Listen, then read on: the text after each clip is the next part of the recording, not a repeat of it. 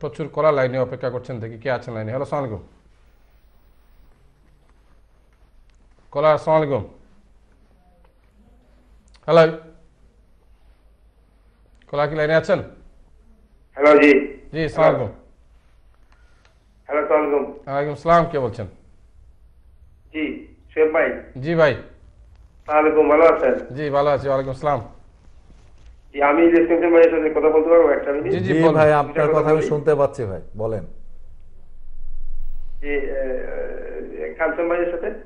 আমি বলছি, আপনি বলেন, আমি শুনতে পাচ্ছি আপনার কথা। জি, শুনতে পাচ্ছেন? জি, আপনার সাথে আমার 2003-তে দেখা হয়েছিল ব্রিটিশ এম্বাসিতে। আচ্ছা আচ্ছা হ্যাঁ, আপনার সাথে আমার ব্রিটিশ এম্বাসিতে দেখা হয়েছিল 2003-তে। আচ্ছা আচ্ছা জি সকালবেলা আপনিও আসছিলেন, পরে তো আমিও আসলাম। আচ্ছা, আপনি তো আমার অনেক ফেভারিট একটা একটা গান গিয়ে শোনাবেন, জীবনের গল্প আছে বা কি অন্য। হ্যাঁ হ্যাঁ আপনি টেলিভিশন দেখতে থাকুন, জীবনের গল্প উনি আচ্ছা, শোনাবেন। আচ্ছা। জনাব, জীবনের গল্প তো অনেক, আমরা অনুরোধ করবো তাকে শোনানোর জন্য। আপনি টেলিভিশন দেখতে থাকুন, দেখি নেক্সট কে আছে লাইনে। হ্যালো, আসসালামু আলাইকুম কলার, আসসালামু আলাইকুম। আসসালামু আলাইকুম। ওয়ালাইকুম সালাম, কে বলছেন? ফয়সাল ভাই, জি ভাই। আমি কাঞ্চন ভাইয়ের সাথে একটা কথা বলবো। জি ভাই বলেন, আপনার কথা আমি শুনতে পাচ্ছি, বলেন। আসসালামু আলাইকুম কাঞ্চন ভাই। ওয়ালাইকুম আসসালাম। ভালো আছেন? জি আলহামদুলিল্লাহ। আমি আপনার সাথে 2004 অথবা 2005-এর মতো দেখা হয়েছিল আপনার এফডিসিতে। আচ্ছা আচ্ছা নায়ক মান্না ভাই ছিল আমাদের একজন খুব ক্লোজ মানুষ ছিল। আচ্ছা আচ্ছা ওই যে মান্না ভাই যিনি মারা গেছে। জি জি ওনার মুখে অনেক আপনার গল্প শুনছি, অনেক ভালো লাগলো। আপনার ছবি তো ছোটবেলা থেকেই দেখি। আচ্ছা আচ্ছা তো এফডিসিতে দেখা হয়েছিল। আপনার তো ইয়ার থাকার কথা না, কারণ আপনি একজন ফেমাস মানুষ, আমাদের তো ইয়ার থাকার কথা না। তো আমি একটা জিনিস বলতে চাচ্ছি, মান্না ভাইয়ের সাথে যদি খুব স্মরণীয় কিছু ঘটনা থাকে আমাদের সাথে একটু শেয়ার করে নাকি, কারণ মান্না ভাই আসলে আমাদের খুবই ক্লোজ মানুষ ছিলেন। আচ্ছা আচ্ছা আচ্ছা বড় ভাইয়ের মতো ছিলেন, বন্ধুর মতো ছিলেন। আচ্ছা, যাই হোক, এটা ভিন্ন ব্যাপার। আর আপনার ছবি ছোটবেলা থেকেই দেখতেছি। একটা ছবি দেখছিলাম সহযাত্রী, হ্যাঁ সহজ এই চম্পা ম্যাডামের সাথে, ওটা খুবই সুন্দর লাগছে। একটা গান ছিল আমার খুবই প্রিয় গান, হুম এই পৃথিবীর যত সুখ। হুম আমি এই গানটা আর কি তোমারই ছোঁয়ায় খুঁজে পেয়েছি। খুশি হবো। আর রুজিনা ম্যাডামকে সালাম জানাই। আসসালামু আলাইকুম। ওয়ালাইকুম আসসালাম।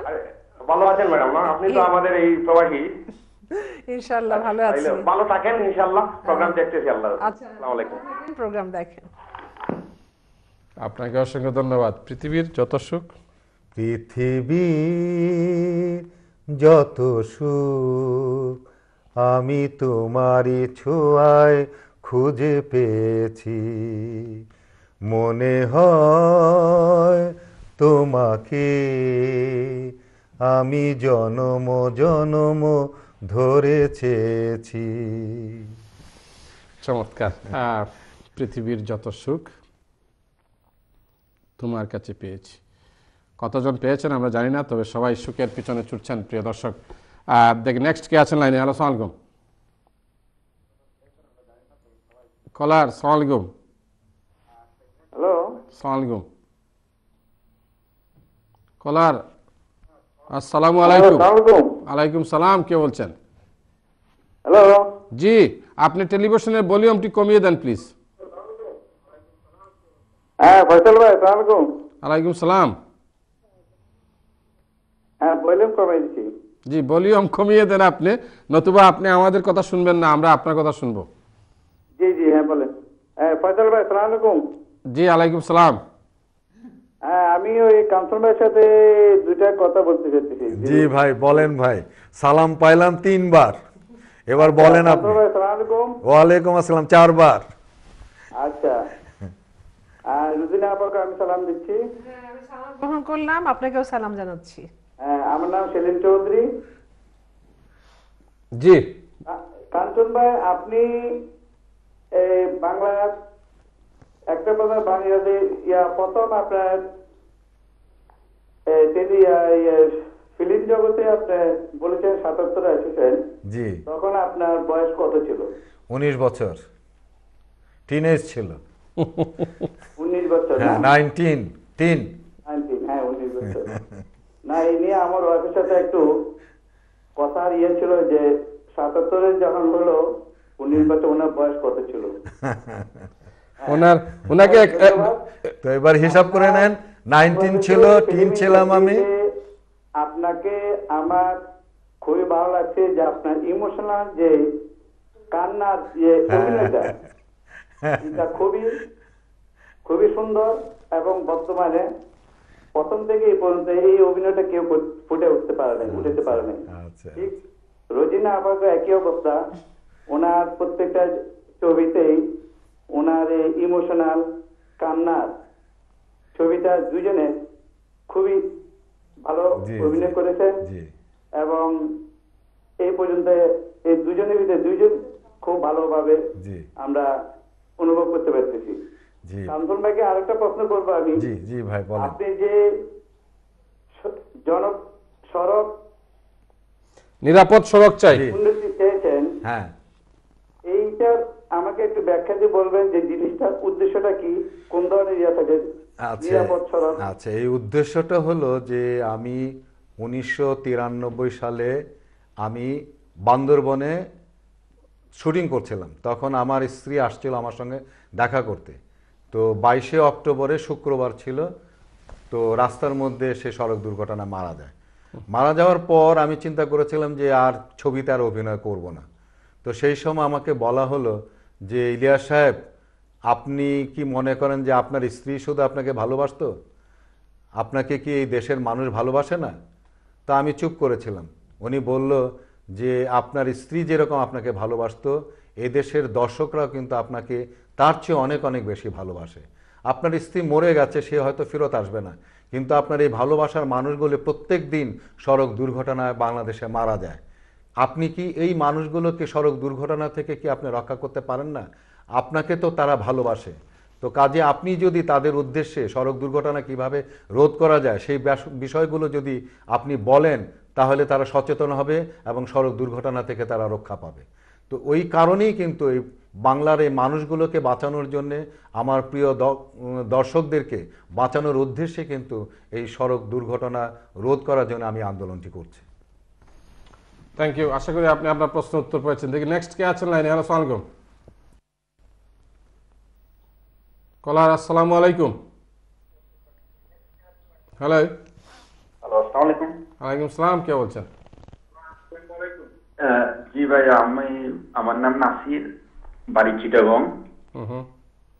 হ্যালো, শ্রীরং খন্ডে ভাই, শ্রীরং খন্ডে চিটাগং পটিয়া। ফটিয়ানি, ও ফটিয়াতে তো আর আর আর যে অ্যাক্সিডেন্ট হয়ে না, তো ফটিয়াতে হয়ে গাছবাড়িয়া। ভালোই তো বেশ বলতে পারো। হ্যালো। হ্যালো। ভাষা। জি, আমার পটিয়া ওই পটিয়া কলেজের পশ্চিম পাশে, আমি গাছবাড়ি কলেজে পড়ছি অবশ্যই। আচ্ছা আচ্ছা। তো জি বলেন। আচ্ছা জি, আমার প্রশ্নটা হচ্ছে, আপনাদের অভিনয় কিন্তু খুব ভালো লাগে। কিছুক্ষণ আগে আমার বাঙ্গা গাড়িতে বসে যাবো গানটা শুনছিলাম এখনই। আচ্ছা আচ্ছা আচ্ছা। আমার ভাঙা গাড়িতে। হ্যাঁ হ্যাঁ, ও বসে যাবো গানটা। আচ্ছা আচ্ছা। আর আমার প্রশ্ন হচ্ছে রোজিনা আপার সাথে এবং ইলিয়াস ভাইকে, বর্তমান প্রজন্মে যে ওই জলিল নামের যে নায়কটা আসছে, ওনার ছবির কোয়ালিটি সম্পর্কে যদি আমাকে একটু বলেন। মানে অনেকে তো ওনার ছবির কোয়ালিটি নিয়ে বিভিন্ন রকমের প্রশ্ন করতেছেন। তো যদি বর্তমান সময়ের প্রেক্ষাপটে ফিল্ম ইন্ডাস্ট্রির উনি কতটুকু অবদান রাখতে পারবেন আর কি। কে জলিল? কে? অনন্ত জলিল। অনন্ত জলিল। অনন্ত জলিল, হ্যাঁ। হ্যাঁ, আমি উনি যে কতগুলো এখন একটা ছবি আছে যে মোস্ট ওয়েলকাম, তো দ্য স্ট্রিট। আপনি টেলিভিশন দেখতে থাকুন, আমরা আপনার প্রশ্ন, আমার অতিথিরা আপনার প্রশ্নের উত্তর দিবেন। অনন্ত জলিল নামে একজন নায়ক, বাংলাদেশের নতুন। তো ওনার সিনেমার কোয়ালিটির ব্যাপারে ইলিয়াস ভাই আপনি যদি কিছু বলেন। দর্শক বলছিল যে আমি আসলে, তুমি তো এখন আছো ইন্ডাস্ট্রিতে, কিছুটা কাজ করছো। আমি তো দর্শক, আমি মানে ক্ষমা চেয়ে নিব, আমি তো মানে আমার ফিল্ম থেকে আমি দূরে আছি। তা কাঞ্চন এটা উত্তর দিতে পারবে আমার মনে হয় আপনার প্রশ্ন। আমি তো এখন মানে বর্তমান সময়ে আসলে আমিও ছবিতে খুব কম অভিনয় করছি, এবং অনন্ত জলিলের সঙ্গে আমি কোনো ছবিতে অভিনয় করিনি, আর তার ছবিও মানে দেখার সুযোগ আমার সেরকম হয়নি। তো যে কারণে আমি সেরকম কিছু বলতে পারবো না। আপনারা হয়তো তার ছবি দেখেছেন, তা আপনারাই বোধহয় আমার চেয়ে অনেক ভালো ভালো বলতে বলতে পারবেন, হ্যাঁ। তো নতুন নায়ক হিসাবে একটি কথা আমি যেটা বলবো সেটা হলো যে উনি নিজে শুধু নায়ক নন, উনি প্রডিউসার এবং বাংলা ছবিতে যথেষ্ট অর্থ উনি লগ্নি করে ছবি বানাচ্ছেন।